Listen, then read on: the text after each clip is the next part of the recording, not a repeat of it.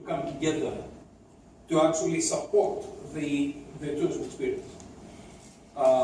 So smartness is really about bringing together all the networks from different organizations. That they may be private organizations, government organizations, or even individuals, or even fellow travelers, and make sure that all that creates a better experience for all the stakeholders and benefits for all the stakeholders. This is quite complicated actually because there are so many different players. So 2 weeks ago I was in Korea, I was in Seoul, and I went to the smart system of Seoul city.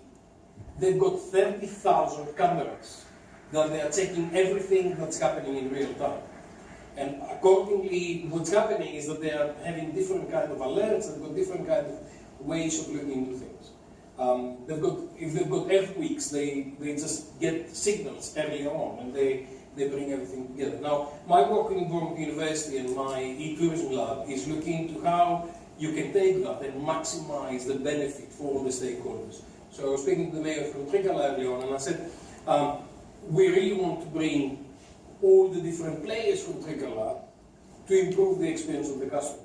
Maybe the winemakers, maybe agricultural players, maybe hoteliers, maybe transportation companies, maybe Metera, maybe all of those things happening. And increasingly, what we see is that tourists are going away from the normal standard kind of package, and they're moving towards very specialized types of experience. So if you're really a wine lover, you've got a totally different path on where you're going. By the way, I'm going on Monday to Thessaloniki because Greece is hosting the Silk Road, and I'm speaking there about smart tourism. And it's really about the Silk Road that goes all the way from China, coming over to Europe and all the rest of it. So this is a road, this is a path that have got specific interests. So people who are following that have got specific interests. And smart tourism is really about co-creating that experience, bringing all of those people together.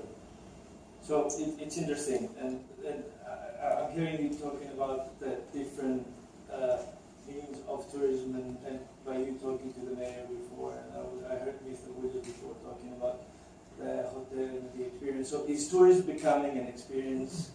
Are we leading ourselves into an experience era of tourism? Absolutely. People would be interested in having different kind of experiences when visiting Greece, when visiting a place. Absolutely.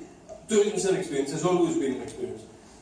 In my youth, I used to be a photographer in the Club Med, and we understood that years and years, 30 years ago.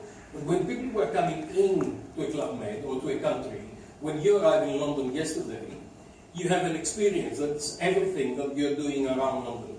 And maybe a good experience or a bad experience, but overall, when you leave tomorrow or whenever, you're going to have a comprehensive kind of experience that has been co-created with the different players. Maybe the metro station, maybe the taxi, maybe the restaurant, maybe the theatre that you may go, all of those actors that are coming together.